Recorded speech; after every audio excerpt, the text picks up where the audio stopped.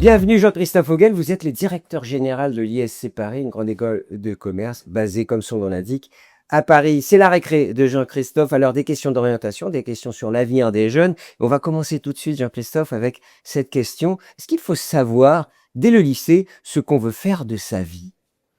Alors, on peut le savoir, mais on ne doit pas le savoir. Puisque, effectivement, il y a beaucoup de jeunes qui, peut-être, sont très déterminés, savent qu'ils veulent finir avocat, médecin ou pompier, mais en fait, la grande majorité ne sait pas. Et j'ai envie de dire, c'est pas grave. Il y a évidemment beaucoup de temps pour réfléchir à ce qu'on a envie de faire après le lycée, hein, et donc il ne faut pas se stresser parce qu'on ne sait pas exactement ce qu'on veut faire lorsqu'on est en seconde, en première ou en terminale. Il faut se poser des questions quand même. Et il y a peut-être quelques petites actions à mener pour essayer de définir quelques parcours. Alors oui, c'est pas parce qu'on ne sait pas qu'il ne faut pas du tout s'en préoccuper. Au contraire, hein, en réalité, il faut être curieux, ouvert. Il me semble qu'il faut s'intéresser à ça de manière assez approfondie. Aller par exemple rencontrer des professionnels qui vous parlent de leur métier et qui vous disent un petit peu ce qu'ils font, parce qu'il y a beaucoup de métiers en dehors de ceux que j'ai cités au début, qui existent évidemment dans le monde et qui existeront dans le futur, hein, puisqu'on les connaît déjà pas tous aujourd'hui. Hein, et puis au-delà de ça, il faut aussi savoir par quel genre de formation on peut arriver à ces métiers. Et donc là, il faut aller rencontrer dans les salons de l'éducation, dans des forums, des élèves, des étudiants, des diplômés, des professeurs, des directeurs d'école qui vous expliquent un petit peu les différents parcours que vous pouvez faire. Et c'est en fonction vraiment de tout ça, hein, qu'à la fin, on va peut-être trouver son chemin, on l'espère en tout cas. Hein, mais dans tous les cas, le moins on a une idée de ce qu'on veut faire, le plus il faut peut-être faire des formations, on va dire, qui ouvrent beaucoup de portes, le plus larges possible, hein, parce que ça permet évidemment, hein, de pouvoir à un moment bien trouver ce qu'on veut. Ouvrir des portes. Alors vous, Jean-Christophe Vogel, qu'est-ce que vous vouliez faire de votre vie une fois le bac en poche? Bah, moi, je pense que je suis peut-être un très bon exemple de ça, puisque lorsque j'avais mon bac, et déjà au moment du lycée, je rêvais d'être journaliste, et en particulier journaliste sportif. Ah, c'était vraiment mon objectif. À l'époque, on pouvait relativement peu rentrer en journalisme dans des écoles après le bac. Hein, donc on m'avait conseillé justement de faire une formation assez générale à la fac, hein, pour un petit peu ouvrir les choses. Donc j'ai fait ce qu'on appelait à l'époque un DUG, donc une licence d'économie. Et puis en fait, je me suis pris au jeu. Ça m'a beaucoup plu, l'économie. J'ai fait ma licence, j'ai fait mon master, j'ai fait mon doctorat. Et en fait, je suis jamais revenu au journalisme. Et donc, je suis allé plutôt au professorat et puis après à la direction d'école. Donc comme quoi les chemins sont jamais linéaires, hein, et il y a toujours moyen finalement d'aller à un point A à un point B en passant par un point C. Hein, le point direct, ça peut arriver, mais c'est pas une règle. Alors, vous étiez heureux durant vos études, visiblement, mais comment vous, au sein de votre école, vous sentez qu'un étudiant se sent bien? Alors ça, c'est important. Hein, on a à l'ISC une raison d'être, hein, qui s'appelle transmettre à chacun le goût de l'engagement pour contribuer à bâtir un monde heureux. Hein, donc le bien-être de nos étudiants, c'est important. Et donc comment on peut le ressentir, ce bien-être, hein, eh bien, quand des étudiants spontanément postent des messages sur les réseaux sociaux pour dire tout le bien qu'ils pensent de leur école et de leur parcours ou de leur projet, ça fait toujours plaisir. Hein, on a aussi bien sûr la possibilité de dialoguer avec nos étudiants par l'intermédiaire de diverses réunions. Et moi-même, une fois tous les 2 mois, je déjeune avec tous les présidents des assos d'école, avec les délégués, pour pouvoir avoir un échange sur la vie de l'école. Et puis aussi, bien sûr, des étudiants ambassadeurs de l'école, hein, qui ont envie de participer lorsqu'on fait des journées portes ouvertes, des soirées portes ouvertes, qui viennent exprimer auprès de futurs peut-être étudiants de l'école tout le bien qu'ils pensent de l'école. Ça, c'est des signaux où on est très content, hein, quand on est une équipe au service de nos étudiants, hein, d'avoir ces signaux-là. Donc ça, c'est vraiment des façons très claires d'avoir ces Ce ne sont messages. pas que les notes, en fait, hein, c'est ce que vous nous dites. Alors non, en fait, plus on avance dans son parcours universitaire, scolaire, finalement, moins les notes, c'est quelque chose de super important. Bien sûr, ça reste un élément de fond qu'il faut quand même surveiller, bien sûr, mais en fait, ce qui compte, c'est bien sûr les projets, les compétences qu'on développe, les expériences professionnelles. Voilà, finalement, on va obtenir de la satisfaction avec ça, tout autant qu'avoir une bonne note, hein, qui devient quelque chose de moins en moins important. D'ailleurs, dans les entreprises, quand on travaille, à ma connaissance, on n'a quand même pas tellement de notes, hein. Et puis les entreprises ne demandent pas le carnet de notes quand on embauche. Non, exactement, exactement. Les diplômes et puis après, les expériences qu'on a eues et puis après, bien sûr, les motivations des discussions, hein. Mais les notes, c'est pas un critère de recrutement en entreprise, c'est clair. Qu'aimeriez-vous qu'un étudiant vous dise 10 ans après sa sortie? Et bien que c'était les meilleures années de sa vie. Et ça arrive souvent d'ailleurs qu'ils nous disent ça, hein, même s'ils ne se sont pas toujours rendus compte pendant qu'ils y étaient, hein, pour être toujours honnête, les étudiants passent 2 ans, 3 ans, 5 ans à l'ISC, ça dépend un peu de leur parcours. Et quand ils reviennent en tant que diplômés, 5 ans, 10 ans, 20 ans après, hein, souvent ils nous disent ça. Qu'est-ce que c'était bien quand on était à l'ISC, c'était vraiment les meilleures années de notre vie. On a passé des super bons moments, on a encore des amis qu'on continue de voir, qu'on a connus sur place, on a travaillé avec certains aussi. Donc ça fait plaisir quand on entend ça, hein. On se dit que voilà, on a servi à quelque chose. Donc voilà, clairement, c'est la meilleure réponse que je peux vous faire. Et pour vous, si on vous pose la question comme ça, c'est quoi réussir sa vie? Alors, très bonne question. Et en fait, justement, ce qui est important dans cette question, c'est pas forcément ma réponse, c'est comment on peut avoir une réponse à ça. Puisque pour moi, la vision de réussir sa vie, c'est quelque chose de très individuel. Pour certains, c'est une question de c'est gagner beaucoup d'argent. Pour d'autres, c'est vivre de ma passion. Pour d'autres encore, c'est travailler suffisamment pour avoir beaucoup de temps libre pour faire autre chose, voyager, etc.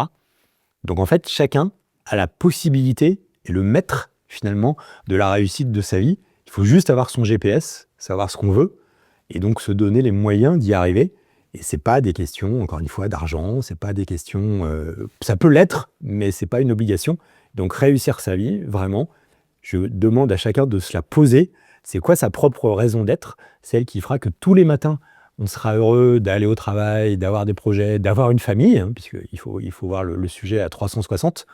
Hein, et donc, en fonction de ce GPS, donnez-vous tous les moyens pour y arriver. Et ça, c'est une possibilité qui existe en chacun. C'est très puissant, en fait. C'est un gros levier. Comment s'assurer que l'école m'aidera véritablement à trouver ma passion ou à construire un projet et pas simplement à acquérir des connaissances? Alors ça, c'est une très bonne question d'étudiant. Et d'ailleurs, j'ai envie de dire, c'est une question un peu générationnelle, probablement. On a beaucoup d'étudiants qui nous posent ce genre de questions.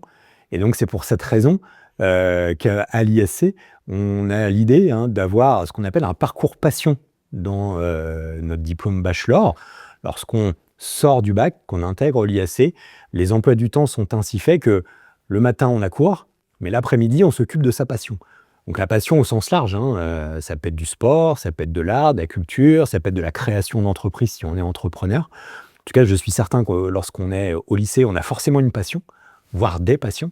Et donc nous, on va vous aider à bâtir votre projet professionnel sur la base de cette passion, pour joindre l'utile à l'agréable, et voir comment finalement le matin, lorsqu'on fait des cours de marketing, de comptabilité, de finance, de RH, de management, comment ça peut ruisseler finalement avec votre passion et comment on peut travailler avec sa passion. Assez souvent, les étudiants ont l'idée que, je dis n'importe quoi, si on est passionné de sport, la seule façon d'en vivre de sa passion, c'est d'être joueur professionnel. Alors oui, c'est une possibilité, c'est très sélectif d'être joueur professionnel, et il y en a beaucoup qui sont déçus, mais rien ne vous empêche de continuer de travailler dans le monde du sport professionnel. Il y a plein de métiers dans le sport professionnel, et il y a plein de façons finalement de continuer de travailler dans cette passion. Donc voilà, j'ai pris l'exemple du sport, mais c'est la même chose avec l'art, avec la culture. On n'a pas besoin d'être artiste pour travailler dans le monde de l'art, etc. etc. Donc nous, à l'ISC, on travaille là-dessus. Et donc dès cette année, par exemple, et ça fait déjà quelques années qu'on fait ça, avec des étudiants passionnés d'équitation sur notre campus d'Orléans, on a un parcours cavalier. Et avec des étudiants passionnés de football, on a un parcours football à Paris, cette fois. Donc ça, c'est sur la base de ces deux exemples-là que l'on s'ancre pour l'élargir à toutes sortes de passions dès la rentrée prochaine.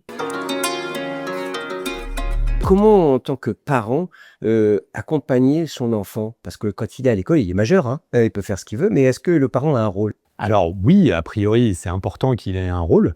Moi, l'expérience que j'ai de SR depuis maintenant, je n'ose même plus dire le nombre d'années, fait que les parents sont clés, mais le conseil que je peux donner aux parents, c'est quand même supportez votre enfant, écoutez-le, discutez avec lui, vous connaissez sûrement bien plus que bien d'autres personnes, mais surtout, ne le freinez pas, ne lui mettez pas des plafonds de verre, ne soyez pas, je dirais, castrateur de votre enfant, si j'ose le dire ainsi.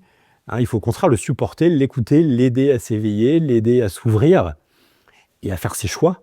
Hein. Mais à la fin, c'est une personne majeure, donc c'est lui qui doit décider, c'est lui qui doit être inspiré, c'est lui qui doit avoir envie de là où il veut aller. Hein, et donc ça, c'est très important parce que souvent, ça se passe entre 15 et 20 ans, cette affaire. Hein, donc c'est des années claires, charnières, on va dire, hein, finalement, dans la vie de votre enfant. Donc supportez-le de cette manière, c'est la meilleure façon de lui rendre service.